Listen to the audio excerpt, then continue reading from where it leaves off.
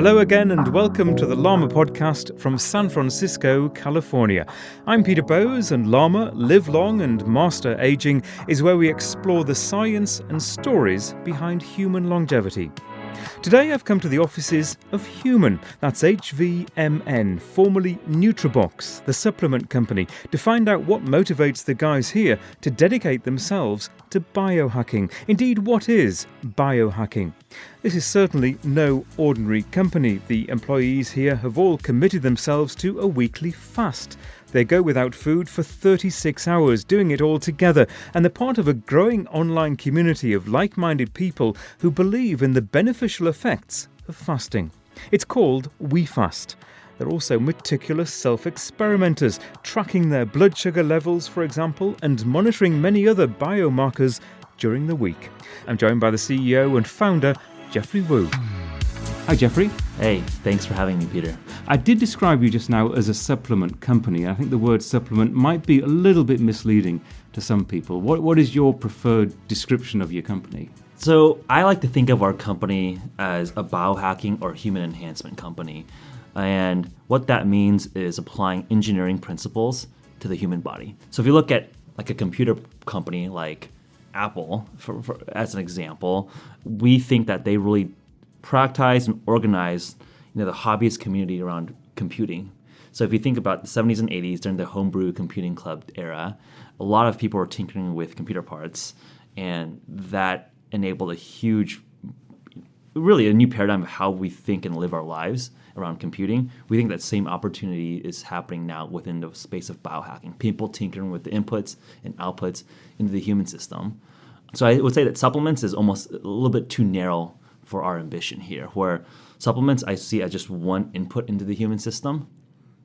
We are trying to essentially look at, can we reprogram humanity to be a better, more optimal versions of ourselves? And when you talk about this experiment, it's the human body that is the platform for this engineering, this bioengineering experiment. Yes. Yeah, we fundamentally believe that humans will be the next platform of innovation. Again, wearing the engineer's hat, during the 70s up till now, we had a ton of different hardware innovations and sensors built on top of the computing platform, on top of silicon. So you have, if you look at the mobile device, it's the iPhone, for example, the front-facing camera enabled selfie apps like Snapchat. The back-facing camera enabled things like Instagram, beautiful photos. GPS enabled ride-sharing applications. Well, if you look at the recent years, really my iPhone 7 is pretty similar to my iPhone 5 and to my iPhone 3. But where sensors are really exploding is on the human body. I'm actually wearing a continuous glucose monitor right now, so I get to see my blood sugar levels evolve every 5, 10, 15 minutes. I just thought it was your impressive biceps there, but there is an extra bulk underneath your shirt there. Yeah, there's a little a quasi-implant, if you will, where there's a small subcutaneous needle that basically tracks my blood sugar levels. And that's exactly what I just referred to, of monitoring your glucose levels. Is this a permanent fixture for you? We replace it every 2 weeks. So a lot of the employees and also community members at Nutrabox, which as was our former name, moving into H.V.M.N, pronounced human, we're really speaking towards all of biohacking, not just nootropics. Because I think our community and our ambitions have really broadened since we first started the business 2-3 years ago. And that name change, just to be clear, I mentioned Nutrabox to start with. Right. That's taking place this week. Yeah. So, early sneak peek as we unveil the new identity of our business, where we started off in the space of nootropics, which are cognitive enhancers. And then we realized that we really quickly became really flying the banner of, can we manipulate human inputs and outputs for more optimal performance? And that really encompasses all different types of biometrics, not just cognition, but physical and metabolic performance. Hence, identity change to HVMN human. So let's go back to some of the basics then, just to explain. You've already thrown tons of fascinating stuff at me, but let's start by talking about what nootropics, or nootropics, as people here say. Right. I would say nootropics. Right. What is a drug like this? Yes. So if you just look at the word itself, nootropics, neo means relating to the mind, tropic, things that benefit or enhance the mind. So nootropics are compounds, substances, Some are considered drugs, some are considered food, some are considered supplements that enhance various aspects of cognition. So things that can improve learning rates, things that build up the neurotransmitter levels for more optimal learning or reaction times. Those are all considered nootropics. And how do you go about formulating the recipes? On what sort of research and what sort of clinical studies are products like this based on? When we first looked at the space a couple of years ago, there were a lot of hobbyists that were already just experimenting with all sorts of different compounds, from Russian Alzheimer drugs to perhaps scheduled illegal drugs to different supplements. And it was sort of a wild west of a community. And I personally thought it was like just an interesting place to just understand and learn, because I think, like a lot of other people in Silicon Valley, I wanted to be a smarter, more productive version of myself. But I was also initially very skeptical. Having a free lunch of being smarter, it always is like, what is the catch here? So I think what was interesting from our approach was really coming in from a skeptic's perspective and then diving into the white paper clinical research trials done in this space. I quickly saw that, hey, there's some signal here where there's actually interesting statistical significant effects of different combinations of nootropics, some more robust than others. And that's where it's seated, where there's a whole universe of things that people are trying. There were a certain subset of that had strong randomized controlled trials done on healthy humans, not on sick humans, because that's a very different use case. And the market there was not very transparent. And we wanted to make sure that, if I was going to try some of these things myself personally, I had to figure out, okay, are these things safe? Are these things what they claim they are? Are we accidentally poisoning ourselves with heavy metal on accident?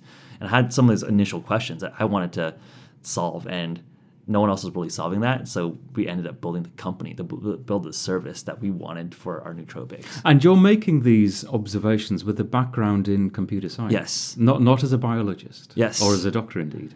No formal medical or physiology training, but at this point have self-taught and been learning from some of the best in this space. We have doctors and PhDs on our team now. And my question, and you raised it, was obviously the first one probably anyone thinks about is safety. Yeah. When you're looking at how these drugs, these compounds are formulated, what in terms of any control of the kind of things that you can do and that you can sell exists in this field?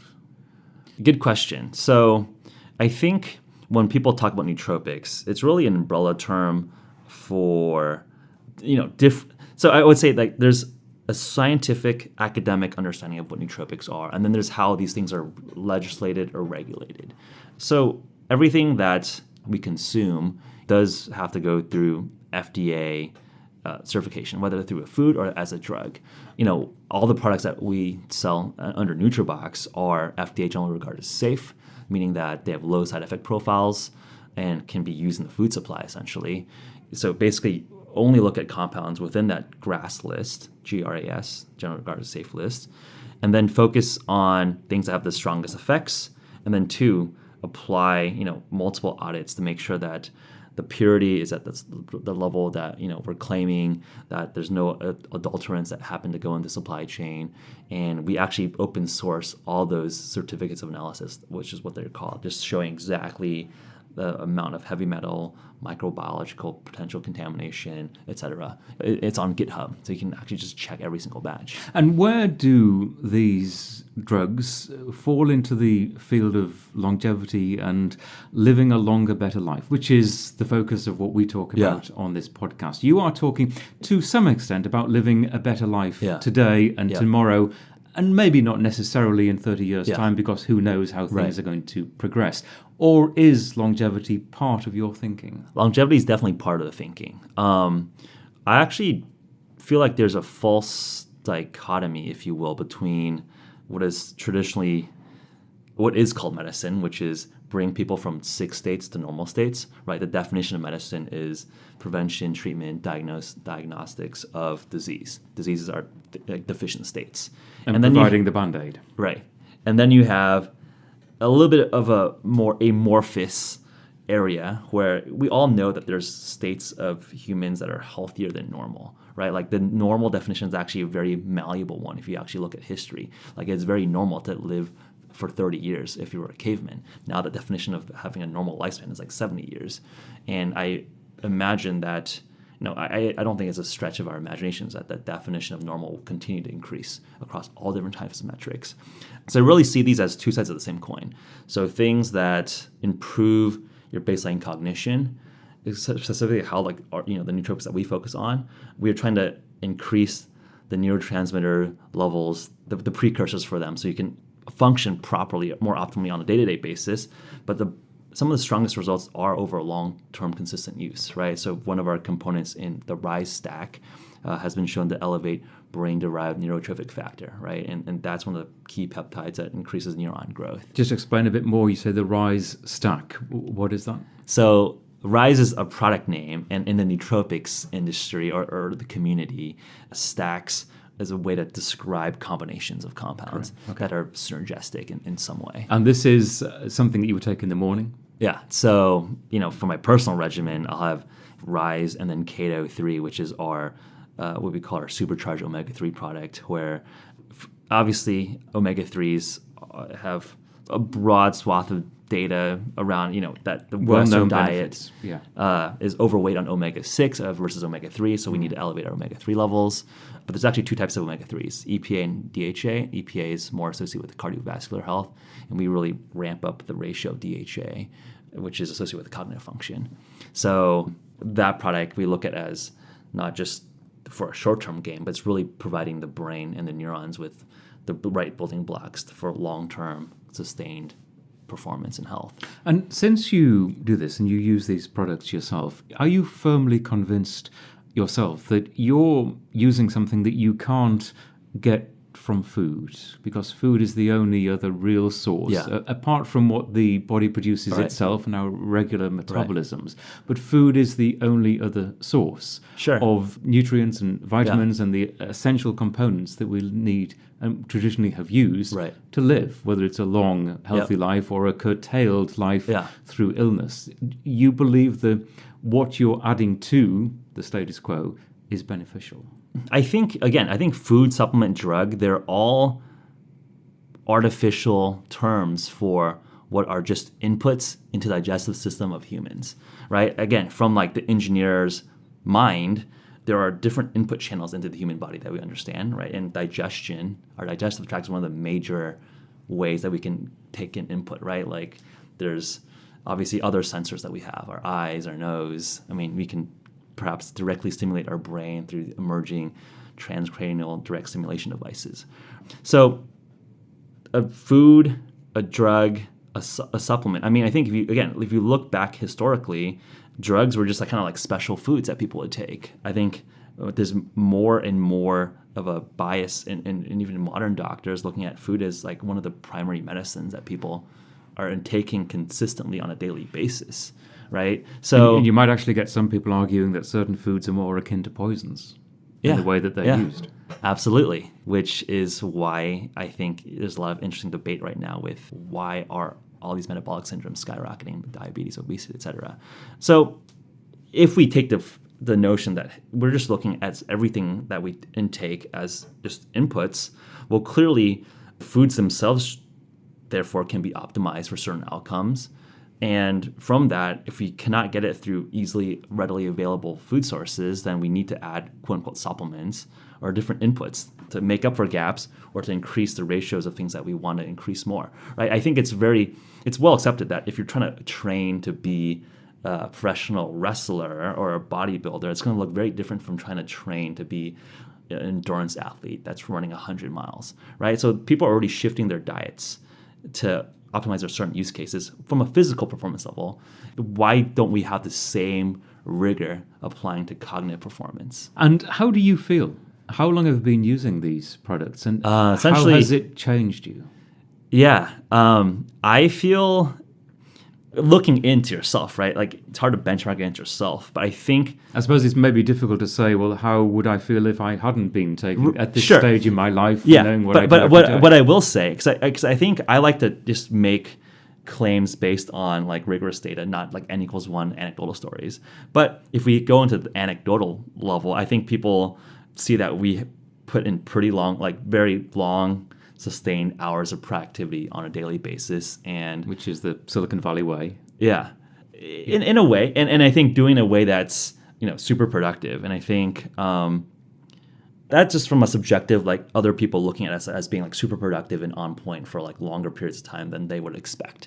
But from on a more biometric based level, as we were tracking all of these biometrics with the continuous glucose monitor, with some like the reaction time tests, we're seeing interesting results where like, one thing that we think is really interesting is glucose and ketones. And then I think we could probably talk a little bit about what that all is all about. But how fast my body can shift its metabolic state, and like seeing that, hey, like I can adapt faster than before. So in short, subjectively, I think there's a lot of just like, I'm getting a lot of positive feedback that we're more productive than what seems to be the norm. But on an objective scale, that's what we actually want to focus more and more towards as a really core part of biohacking. I understand totally your reservations about anecdotal evidence versus statistical evidence and clinical evidence. Yet, it's the kind of evidence that resonates with people. To be able to say that I feel tremendously better now from a cognitive perspective than I did, let's say, 3 years ago, maybe when I was in a different phase of my life. Right. But I can actually see how I'm dealing with my life on a daily basis that is different now to what it was before. Yeah. And as you say, I think they resonate Right. and do have meaning for people, because after all, it is about how we feel and perform every day. Yeah, I mean, I think, again, like I don't think people keep doing behaviors if it's like pointless, right? Like we're very good at like being lazy if things aren't working for us. So I think, I feel like I have much better stamina, both mentally and physically, to just power through longer hours and just sort of outgrind other people that might be competitors or just other people in the space. And I suppose the next stage then, let's take the other point of view, that if we're looking purely scientifically at this, and maybe it's all in your mind that you feel great and you're more productive. What about the peer-reviewed evidence, the clinical evidence that what you're saying actually has a basis in science? Yes. To produce these results. Is there such evidence? Yes. So actually, if you go on to our website, we actually have like what's called our biohacker guide that really just lists out all the different clinical trials done on each of the core components of our nootropic stacks. So for RISE, again, one of the key components there is this compound bacopa. And there's an interesting group out of Swinburne University down in Australia. Professor Constow runs the psychopharmacology department down there. And they have really interesting results where over a 6-week period versus placebo, folks supplemented on bacopa would have better learning rates in terms of audio visual learning tasks. They're getting better scores on rapid visual information processing. They have better spatial working memory. So coming in from a skeptic's perspective, can there be placebo effects? Of course. But if you're actually looking at the data over a statistically significant sample size, that's where it's like, I think, interesting from a product perspective. So let's talk about some of the other self-experimentation that you've been doing that I referred to at the start. And of course, fasting is a big part of that. And the fact that, I don't know whether it's 100% of the people that work with you, but a large proportion of you will fast every week and you'll do it simultaneously. Why do you do that? And what have you learned through it? Yeah, it's become really a core part of our company culture now. But really the genesis of fasting was in the last few years, a large body of science and literature being published around fasting as interesting for longevity, as interesting for cognitive performance. When we first looked at the data, I was like, this is pretty interesting data, but we're not overweight. We're like relatively fit. Like I grew up always fairly on the thinner side. So like the notion of like not eating for like 36 hours or 60 hours at a time seemed so foreign to me. But at Biohackers at Heart, we're like, okay, let's give this a shot. And the first couple of times it was challenging because, again, our bodies are not necessarily adapted to fasting after we're just constantly being fed all the time. And it really became like a cultural thing where it was fun to do it together. And also we felt really productive fasting together. And that became the core of the WeFast community, where it was just NutriBox human employees at the time just fasting together. I do understand what you're saying in terms of the effects of fasting. I know how challenging it is. Right. And I understand, although I'd like you to elaborate when you say it's fun to do it as a group of people, because I know people listening to this who haven't ever fasted and don't really feel like they want to try it because it seems so awful to do because they love their food. What's fun about fasting? A couple parts. One, there's actually a subjective mental state that you reach that's like very productive, very monk-like, if you will, where things seem a little bit sharper mental and not really isn't it? distracted. Right. So I think there's like legitimately like a mental state that you get into while you're fasting. And it's actually explained by how the body reacts under a fasted state. So, and as I understand it, or maybe even don't understand it, it is not fully fathomed out what at a biochemical level is happening, but it's understood to be something to do with the process of going into ketosis, sustaining ketosis. Yes. But exactly what's going on there, and I've spoken to a number of experts in the field, they haven't quite worked it out, the sequence of events that lead to that extremely alert state of mind feeling that is clearly so beneficial to people. Yeah, no, our understanding there is that, which is like, so ketosis is the swapping of how our bodies generate energy, right? So glycolysis, which is what we normally are in, especially on a Western carbohydrate heavy diet, constantly use carbohydrates, sugar, back and forth. We don't really ever generate ketones. But if you're fasting, you just drain all your glycogen, your stored glucose. Your body's forced to produce these ketones. And some of the interesting results there are that ketones are 28% more efficient per unit oxygen in terms of output. And sort of, yes, I think there's multiple things happening when one is fasting. But one of the most interesting parts of that is elevated ketone levels, which we look at as like a supercharged fuel essentially for the brain, which you think is one of the key drivers of why we get into this mental state. And what is better understood is that, of course, there are different reactions to the length of time that you're fasting for, whether it's 36 hours as you do frequently, but I know you've done longer fasts than that as well. Yeah. I've done the periodic 5-day fast, which isn't a complete 100% fast. It isn't a water diet, but it's very limited calories for a sustained period of time, which certainly puts you into ketosis after 24, 36 hours time. And then you sustain that. And it actually, from my experience, that mental agility actually gets better during the 5 days. So that by day 4 or 5, not only do you actually feel great, you don't feel hungry anymore, and you feel like you could continue. Whether it's good to continue for all sorts of other metabolic reasons is debatable. Maybe 5 days is a good time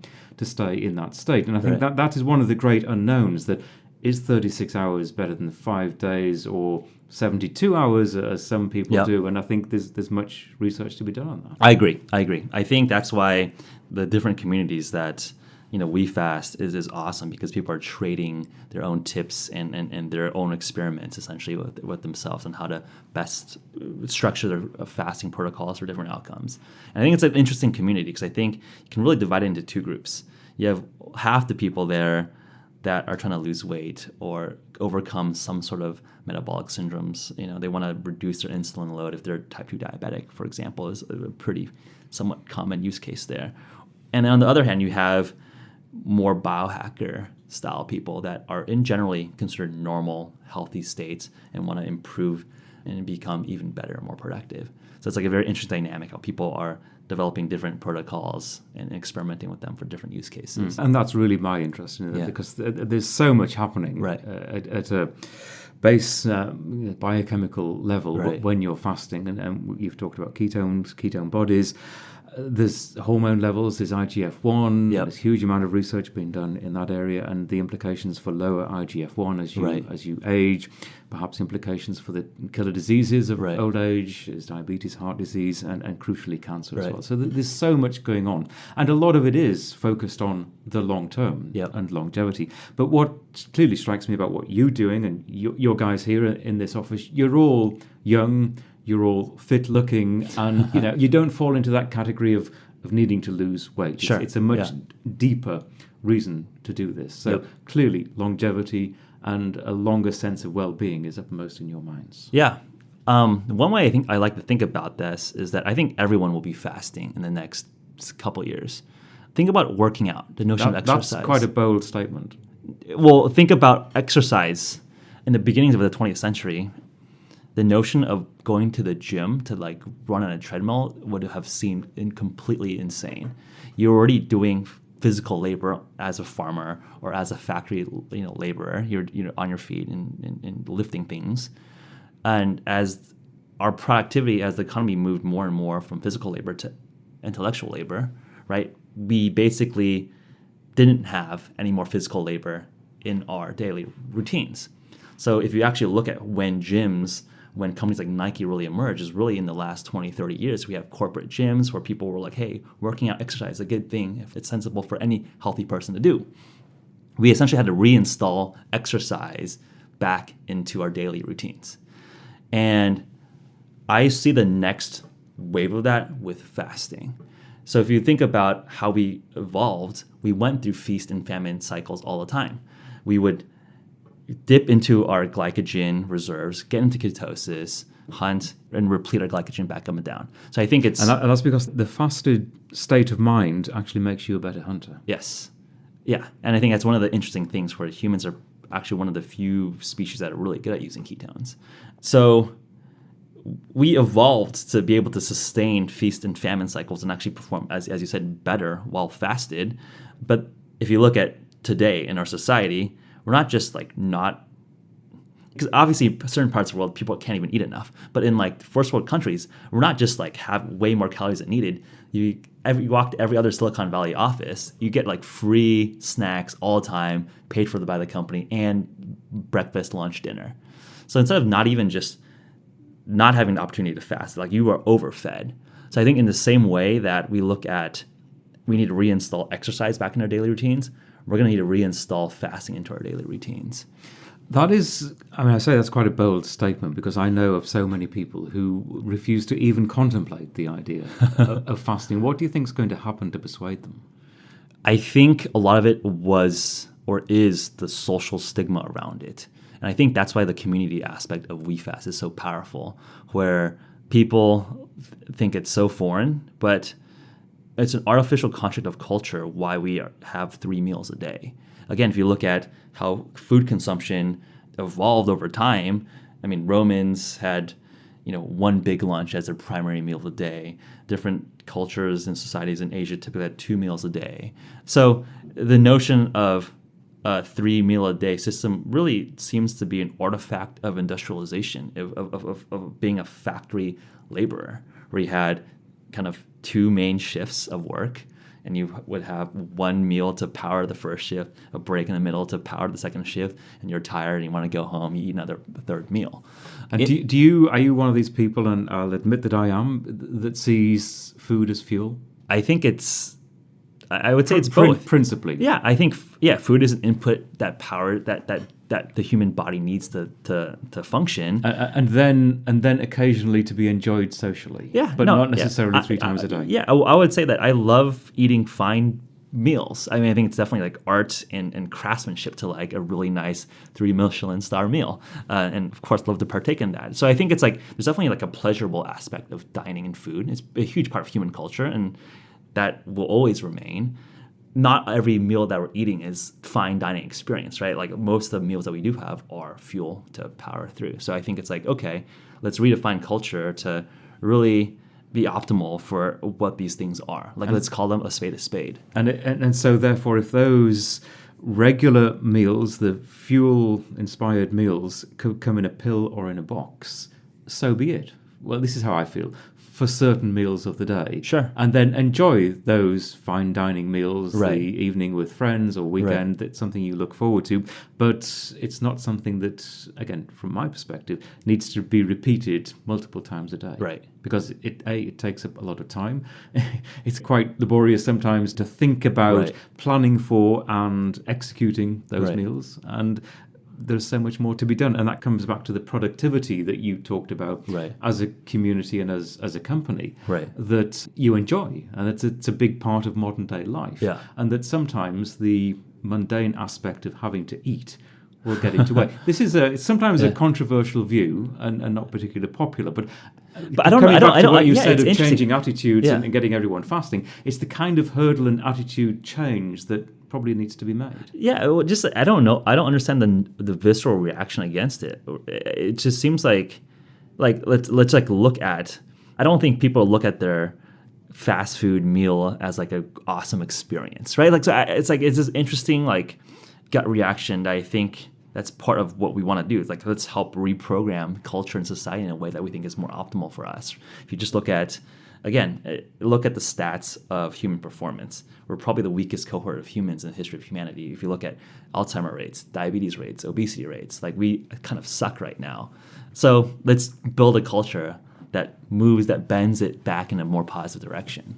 Now, one thing you did, and I referred to it a few moments ago, is you've done a 7-day fast. Yes. And you did it as a big experiment with other people as well. Yes. You were wearing sensors, you Yes. were measuring various biomarkers. Yes. Just tell me about that experience and what you learned from it. So as we started growing out the fasting community, more and more people wanted to experiment with like longer fasts, 5-day, 7-day fast. So again, this is essentially 168 hours without any calories, just water, sometimes black tea or a black coffee if you really need a crutch.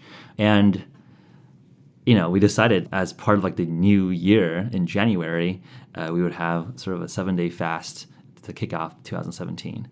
And over 100 plus people from the WeFast community joined us. The entire company tried to do a 7-day fast actually. And then in the company, 4 of us made it through out of, I think, 8 people we tried at the time.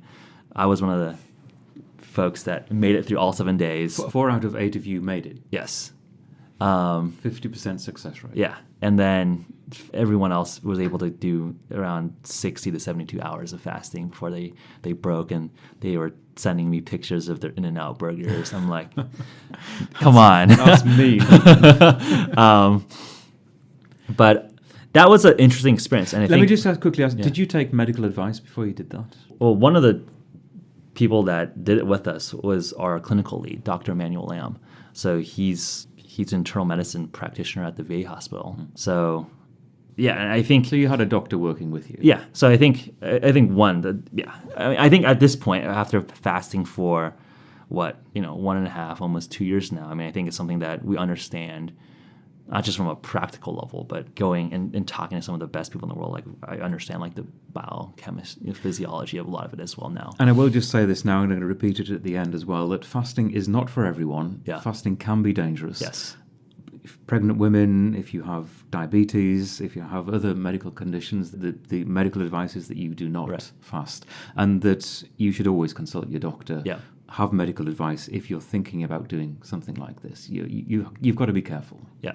No, I think that's a good disclaimer. Just, if you're underweight, that is, if you're already malnutrition, like don't fast, right? So I think very young people and very old people, again, advise not to do it. Right. Yeah, I would definitely like look and just really understand what you're doing. I think with everything, right? Yeah, for everyone, just see your doctor, talk about it. Right. So I think it was interesting just from that experience, it was interesting to I think what you mentioned, that after day 2, day 3, it actually gets easier, and like the keto head state is actually just very, very sharp. I remember during that week, I had just flown back from New Zealand and Japan.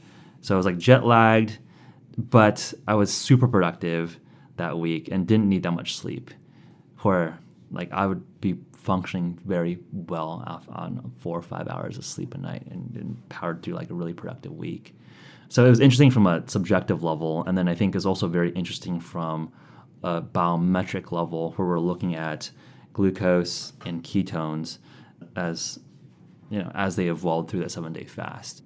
And was there when you looked at the data that you managed to gather, was there a common thread, you and the others, that succeeded through the 7 days? Yeah, so essentially our resting glucose definitely improved a lot over that 7-day period. So basically, one of the key biometrics that I think a lot of people are looking at now is your fasted blood sugar levels. And obviously a high fasted blood sugar level is type 2 diabetes. So that's something that we care a lot about in terms of optimizing our metabolism. And then also just tracking our ketone levels. So one of the things that is interesting to us is typically higher ketone levels associated with like that sort of interesting headspace that we get ourselves into. So it was interesting from a data perspective to see how quickly each of our bodies were generating ketones and how hard it is to elevate or sustain different levels of ketones. Is this something you plan to do again or on a regular basis? Yeah, so 7 days was getting kind of long. It literally kind of got boring to like not have any meals after like day 5. You're like, you have so much time. So used to the culture, the eating culture. Yeah. I think, probably what I imagine it would be every quarter do an extended, maybe like 3-day fast, maybe like annual 7-day fast. I mean, we're figuring out the rhythm. And I think like a lot of people in our WeFast community want to do like monthly extended fasts. And this is in addition to the weekly fast, the weekly 36-hour fast. Yeah. You're still continuing to do that? Yep. So I fasted on Tuesday, broke my fast yesterday morning. Today's Thursday. Yeah. And how long have you been doing that on a weekly basis? Weekly basis, 1.5 years now. Do you work out during that time? How has it affected you physically in terms of your physical endurance and your ability to grow muscle and that kind of thing? So that's, again, always the criticism that people say, well, what if I can't go to the gym? Right. So I actually get some of my best workouts. Well, for my 36-hour weekly routine, I will do a heavy workout at the end of the fasted period and then break my fast with generally a ketogenic, like low carb, high fat meal, medium protein meal right after the workout. And you feel good during that heavy workout? There's no lightheadedness or anything like that? No, I think my body has adapted to be able to use ketones very efficiently.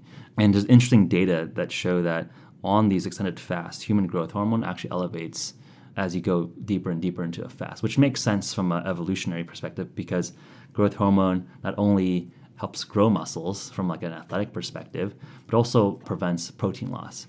So obviously your body wants to retain functional tissue and burn off, fat. So I try to take advantage of high growth hormone during the fasts and then stack them with like meals right at the end when your body is ready to absorb as much nutrition as possible. So actually like talking about just like body composition, we were doing, I did a 3-month like trial essentially where my body fat percentage went from 17.1% body fat using a DEXA scan. So like a very just... it's one of the most sophisticated ways to measure one of the most sophisticated. It's not like... So I think just looking at... It's like an X-ray of your entire body, essentially. Yeah, you sit in a tube and then like wait 10 minutes and you can see like my abs are like 12% body fat and my butt has a little bit higher percent. And so you literally get a subsection of each component of your body and the body fat ratio there. So my body fat dropped from 17.1% to 16% and I gained 4.5 pounds of lean muscle tissue. So in terms of like gaining and controlling muscle and being active, I think it like just from the data itself, it showed that it was clearly moving it in the direction that is better. And I think in that time period was also the 7-day fast too.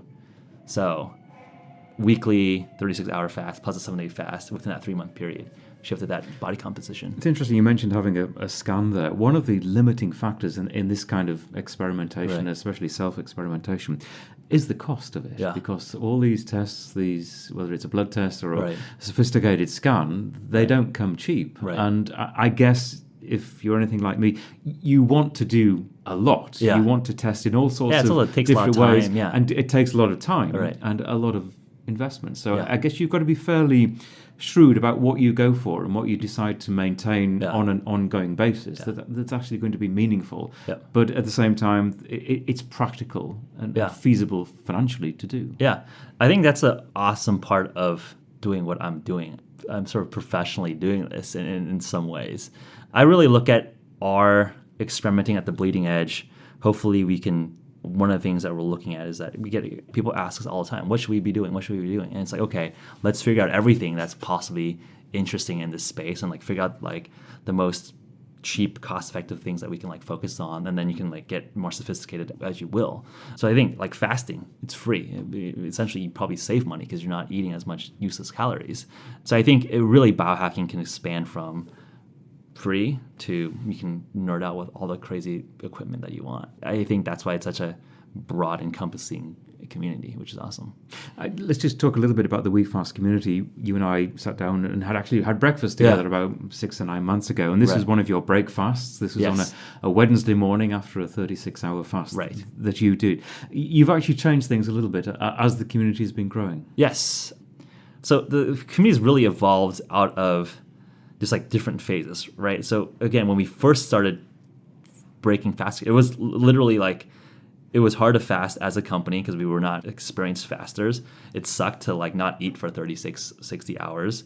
So we were like, okay, let's have a meal at the end to celebrate like doing the fast properly. But it also brings into play the social aspect. The social food aspect we talked about before. That you are denying yourself for 36 hours, albeit for positive effect. But there is a good side to eating, and there's nothing better than having breaking a fast with a group of like-minded friends. Yes, and that's when we realized that this was interesting from a culture perspective. How can we change how people think about food consumption? And it grew from like a company commiseration activity to, hey, this is actually something that I think can positively affect people in our community. People started joining, and then people from outside of San Francisco, where we're based, wanted to join. And now we have like different chapters, if you will. So one in Ohio, people are organizing in New York to organize their own breakfasts. And we're sort of slowing down the pace of our breakfast because, one, it got big and time intensive for like the entire company to like do a breakfast together every single week and talk with a bunch of folks. But I think it's something that we're still evolving as something that, how do we keep this sustainable? Because I think it's a very core part of our mission as a community hub and just educating people on how to best experiment with fasting. I think it's a great community hub, and actually we talked about possibly starting something similar to this in Los Angeles, which is maybe something through anyone listening to this, if perhaps it's something we could start. Partner up with Peter. Let's partner up, whatever. Even if you're just interested in fasting and trying it at a fairly low-key level, perhaps. I certainly got a lot out of meeting you and the other people that turned up to that breakfast from all different walks of life, and that was one of the most interesting things. Different ages, male, female, young, old, all getting together and swapping their experiences, their life experiences with fasting. It would be good to do something like that. I live in Los Angeles, so it would be nice to get together with some like-minded people. You live in San Francisco. You live close to Silicon Valley, and I did want to ask you about this growing fascination into fasting and body improvement and longevity by the Silicon Valley community. And we've got some very wealthy people in the city of San Francisco and further down the valley pouring money into research. What do you think has prompted this? Where has the great impetus come for Silicon Valley to get into the business of longevity? Yeah, I think there's a couple aspects, a couple factors. I think one, what I was alluding to earlier, I think human enhancement, longevity has been always sort of associated with, quackery, snake oil, like something that's like not a very serious inquiry. Now the biology and also the sensors allow us to actually treat this from like an engineering perspective. So really, when I talk about biohacking, we really need to be rigorous on the output tracking, the biometric side. I think that's what distinguishes the current efforts from sort of general wellness goals that humans have, for the start of history, have always wanted to live forever. But now we can actually have quantified data on how we're improving our biometrics.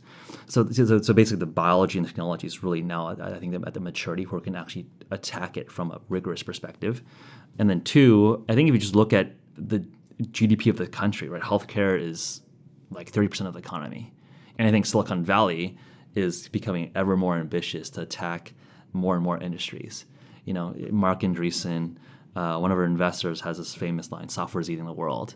Well, we see that happening with just our social media, how we communicate, and obviously we're going into changing how people do transportation. People are building all sorts of things that are encroaching upon all aspects of our lives. So I think when Silicon Valley is looking at this space, it's like, okay, there's a huge part of the economy, healthcare, or enhancing our health, that's not very sophisticated in terms of applying the latest technology.